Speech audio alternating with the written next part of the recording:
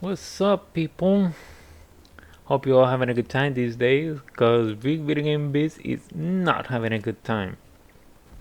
With all these big CEO types talking about how exclusives are bad, video game budgets ballooning out of control, and profit goals are consistently moving higher and higher every year only to force profit gains. And what do we have to show for it in these last 2 years? Well, 2023 ended with over 9,000 layoffs on the video game development side, with 2024 looking to one up it by already having 8,000 layoffs, and it's only been 3.5 months. To make matters worse, there are rumors doing the rounds that a lot of big studios want to pivot to live service titles, which seems way too risky a move considering all the layoffs going on. So, why do publishers want to make such a big bet?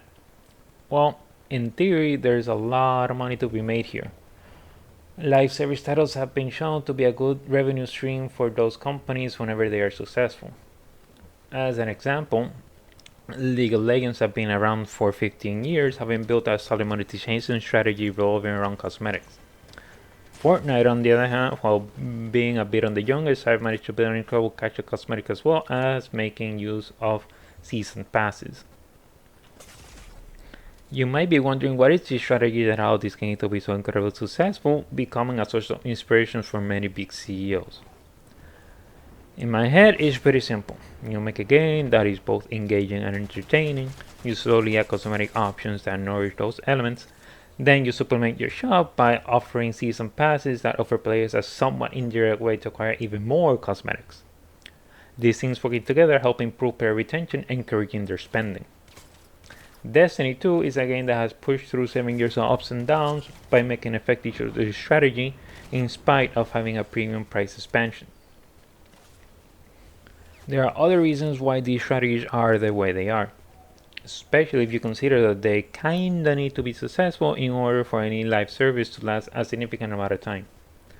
To start with, as the name implies, they are a service, and as such they have a need for constant uptime, which in turn requires server infrastructure, services, and so forth for those services, and each of those having their own recurring costs.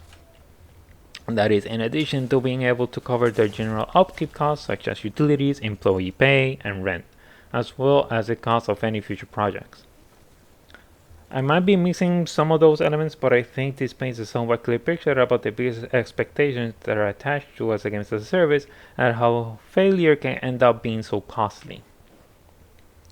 It is with those expectations in mind that strategies are employed in order to move as many microtransactions as possible. If you are a live service enjoyer, then you are probably already well acquainted with the concept of FOMO. Fear of missing out is when part of the marketing of a product includes how it will only be available for a limited time.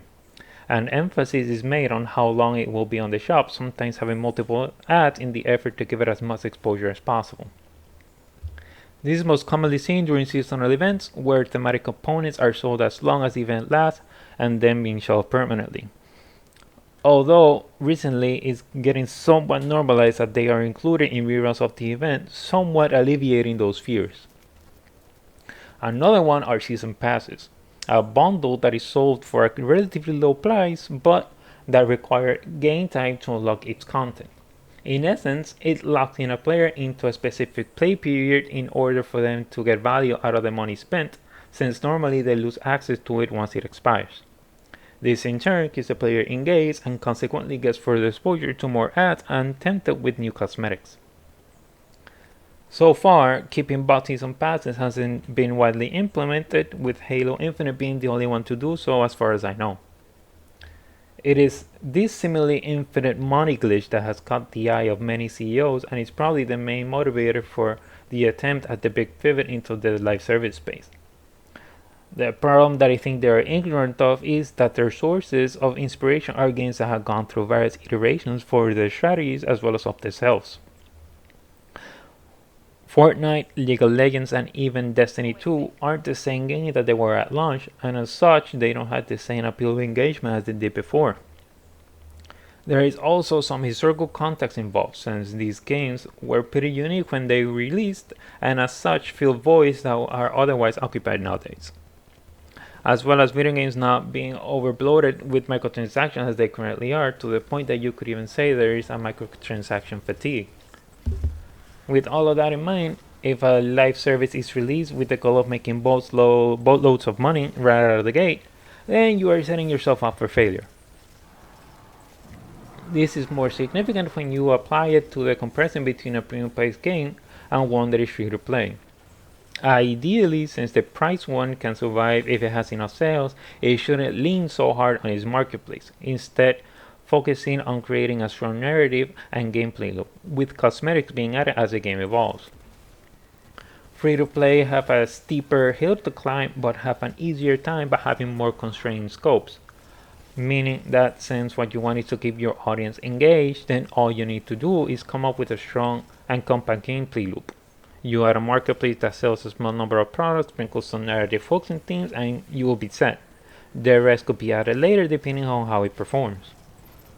Now that I think about it, this free-to-play trajectory is pretty much what Warframe went through, and look how far they have come. The final most important detail in all of this is the player's wallet. With the selling of cosmetics being widely implemented in all sorts of games and the economy currently being what it is, people are going to be hard pressed to spend their money on so many things. Especially when every live service game enjoyer has that one game they're willing to spend their money on and nothing else. For example, if you main Fortnite, then it's very likely that is where your money goes to as soon as there is something new in the marketplace. So if you enjoy other services, then it's less likely that you devote enough time for them in order to warrant such a money investment. In addition, this is in addition to any new game that releases that might catch your attention. All of that to say that the money available to the average player is very limited, and as such will be very selective of what they spend it on, since there simply isn't enough to sustain a theoretical swarm of live services being dropped. Currently, all games that are active right now are in a stiff competition between each other, so you can imagine how bad it can get if there are more releases being considered down the line. The moral of this story ends up being that if they are made with the sole purpose of making money, then you will lose money. With the economy being what it is, as well as the layoff trend that is currently taking place, I would suggest that now will be the time to play it safe when it comes to development. Avoid unacceptable expectations, control budgets, rein in scopes, and work on core ideas that can be supplemented in the future. To do that, the best thing a live service game can do is survive so it can give itself the opportunity to become the best version of itself, and for that you don't need to be swimming in cash. But what do you guys all think of those cash shops?